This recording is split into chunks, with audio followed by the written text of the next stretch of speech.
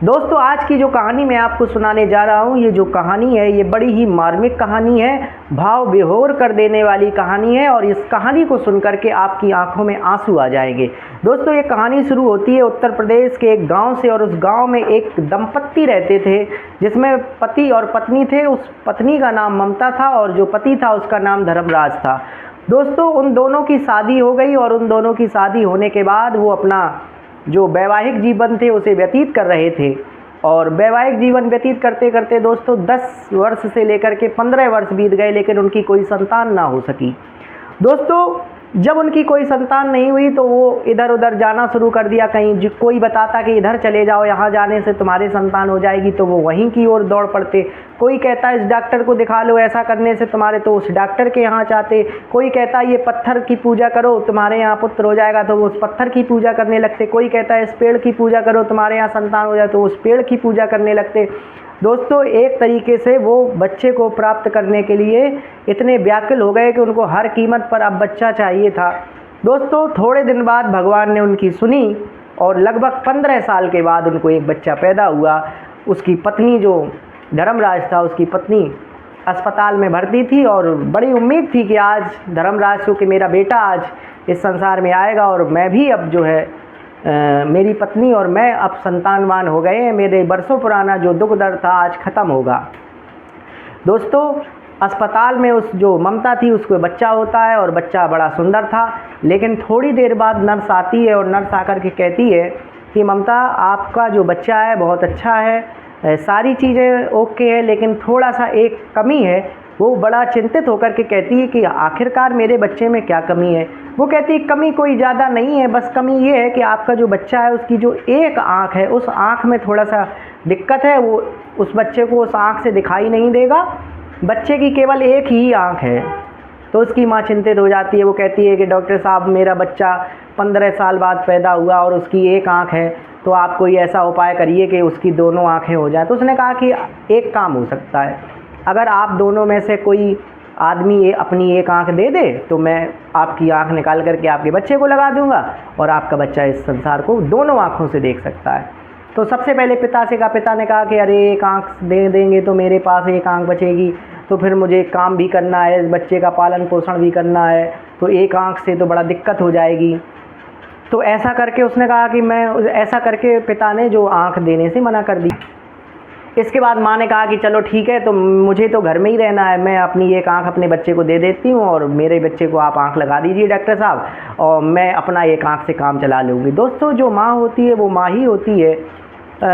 माँ की जो ममता है वो किसी भी चुनौती से, किसी भी पहाड़ से टकरा जाएगी, लेकिन अपने बच्चे के लिए वो कुछ भी करने को तैयार हो जाती है। तो इसी तरीके से ये माँ भी आज अपने बच्चे को आँख देने के लिए तैयार हो गई और डॉक्टर ने उस माँ की आँख को निकाल करके उस बच्चे को दोनों आँखें लगा दी। अब बच्चा के पास दोनों आँखें हो गई, लेकिन माँ को केवल और केवल एक आँख से दिखाई देता था। माँ के पास केवल एक ही आँख बची। दोस्तों उसके पुत्र हुआ और पुत्र होने के 1 साल बाद जो धर्मराज था उसका किसी कारणवश मृत्यु हो गई और किसी कारणवश मृत्यु होने के बाद अब जो ममता थी उस ममता पर दुखों का पहाड़ टूट पड़ा। उसका 1 साल का बच्चा, अब उस बच्चे को वो क्या करे, उसको पढ़ाना लिखाना की जो जिम्मेदारी थी पिता की, आज पिता इस संसार को छोड़ करके चला गया था।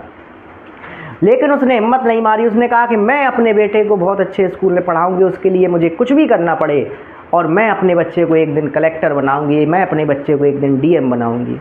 दोस्तों उसने मन ही मन ये बात ठान लेती है और अपने बच्चे का लालन पालन करने लगती है। और लालन पालन के लिए उसको बहुत सारी जगहों पर खाना बनाना पड़ता था, झाड़ू पोंछा करना पड़ता था, लेकिन उसने इस बात को स्वीकार किया, लेकिन अपने बच्चे पर कोई आँच नहीं आने दी। बच्चा बड़ा हुआ, पढ़ने योग्य हुआ, तो वो शहर के एक नामी कॉलेज में गई, नामी स्कूल में गई। उसने कहा साहब मेरे बच्चे का एडमिशन मुझे कराना है, तो कृपया करके मेरे बच्चे का एडमिशन कर लीजिए।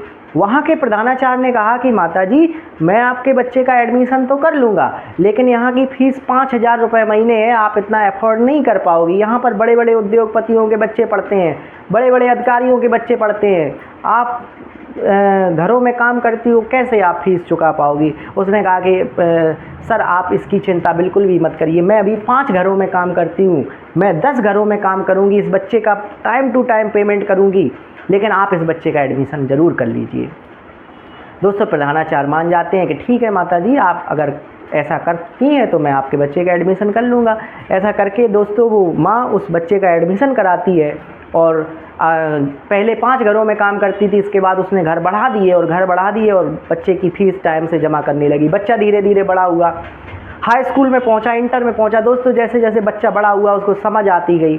अब जब भी उसकी माँ स्कूल में जाती तो उसके बच्चे कहते, उसके जो साथी थे जो उसके साथ में पढ़ते थे, उसके साथी कहते कि यार तुम्हारी माँ को तो एक आँख से दिखाई देता है, तुम्हारी माँ की एक आँख नहीं है क्या? दोस्तों ये बात उस बच्चे को बड़ा बुरी लगी। उसने एक दिन आकर के अपने माँ से कहा कि माँ तुम स्कूल मत आया करो, मेरे जो साथी हैं मुझे चिढ़ाते हैं कि तुम्हारी माँ की एक आँख है। तो माँ ने कहा कि हो सकता है भाई बच्चा है उसको बुरा लगता हो। कहा ठीक है बेटा, मैं तुम्हारे स्कूल नहीं आऊँगी और कोई भी बात हुआ करेगी तो तुम मुझे आकर के बताना, मैं तुमसे ही सारी चीज़ें जो भी दिक्कत होगी या मैं किसी और को भेज दूँगी, मैं अब स्कूल तुम्हारे नहीं आऊँगी।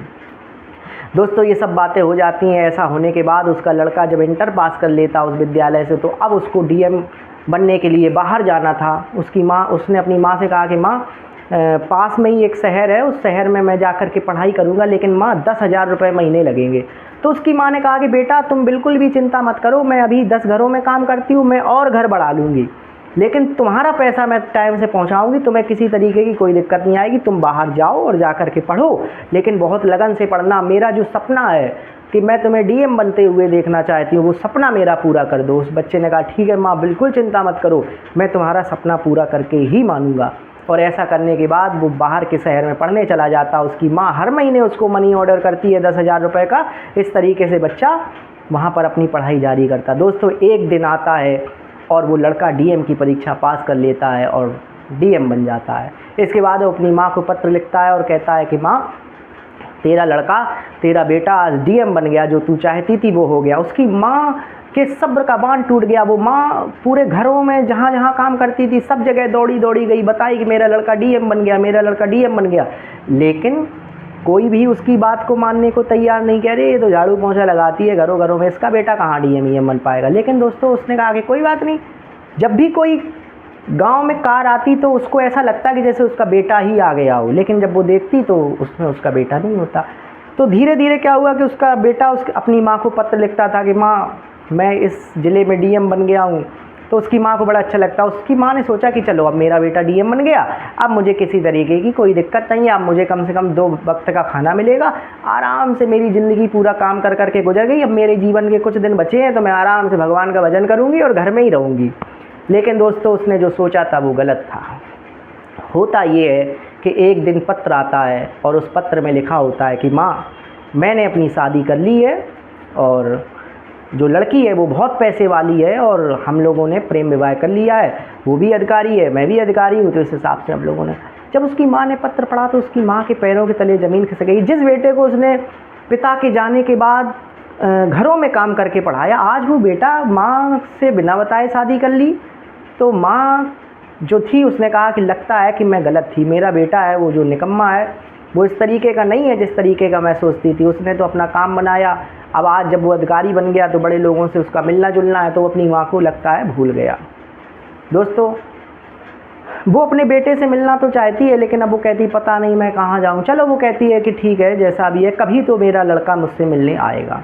लेकिन दोस्तों एक दिन फिर एक पत्र आता है और उस पत्र में लिखा होता है कि माँ मुझे बेटा हुआ है और तू दादी बन गई है।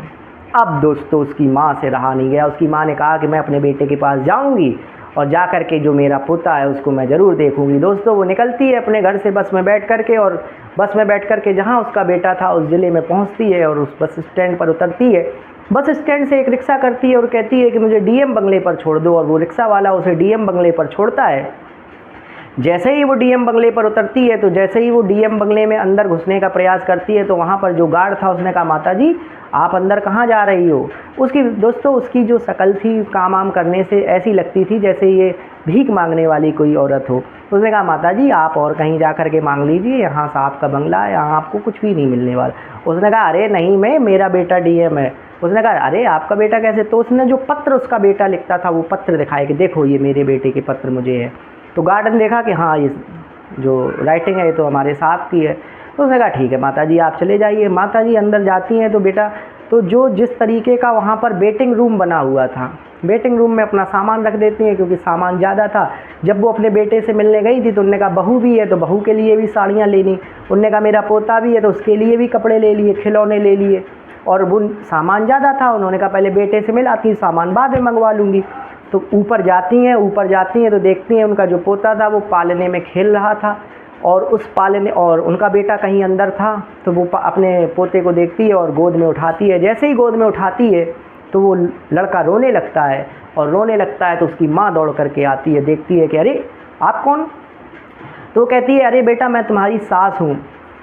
कहे अरे आप मेरी सास हैं? जी मैं तुम्हारी सास हूँ। इसके बाद उसका बेटा आता है, वो उसकी पत्नी उससे पूछती है क्यों ये तुम्हारी माँ है? तो उसका बेटा जब ये देखता है कि अरे मेरी माँ तो यहाँ तक आ गई, तो वो कह देता कि नहीं नहीं ये मेरी माँ ही नहीं है।